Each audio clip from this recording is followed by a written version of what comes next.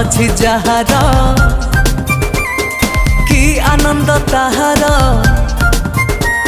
समस्तंकु जीए जोगाउछि आहार।